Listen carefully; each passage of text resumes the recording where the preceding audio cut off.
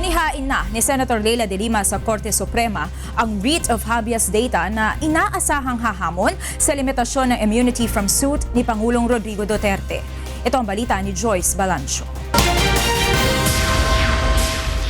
Kasama ang ilang leader mula sa women's group, naghain si Senator Leila de Lima sa Korte Suprema ng petisyon laban kay Pangulong Rodrigo Duterte. Mahigit 20 pahinang writ of habeas data ang isinumite ng senadora na layong pigilan ng Pangulo sa manay iligal na pagkalap nito ng mga impormasyon tungkol sa kanyang pribadong buhay upang sirain ang kanyang dignidad bilang babae at bilang senador. Sa kanyang petisyon, idinetali ng senadora ang umanay ginagawang panghahamak at psychological violence sa kanya ng Pangulo sa pamamagitan ng pagmumura at pagpapahiya sa kanya sa mga talumpati nito.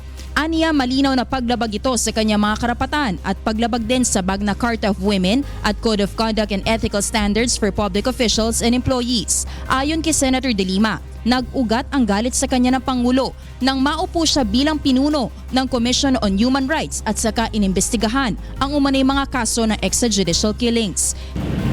I refuse to purchase a quiet existence by stroking the ego of any man. I am here to exorcise my demon. He wears a crown and sits on a throne now, but that should not shield him from being held responsible for launching a personal vendetta against one of his own citizens.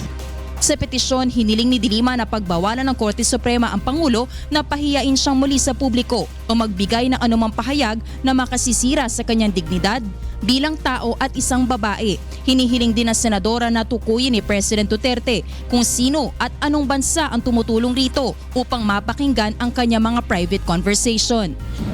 The question that we have raised before the court is very simple. Can a sitting president use the resources of his powerful office to wage a personal vendetta against Senator de Lima as a woman, a human being, a duly elected official, in violation of her right to privacy in life, liberty, and security?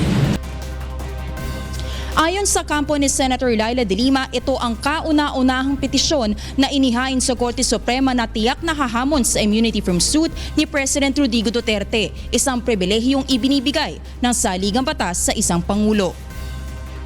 It involves his conduct, which we believe is outside the realm of his official duties and responsibilities.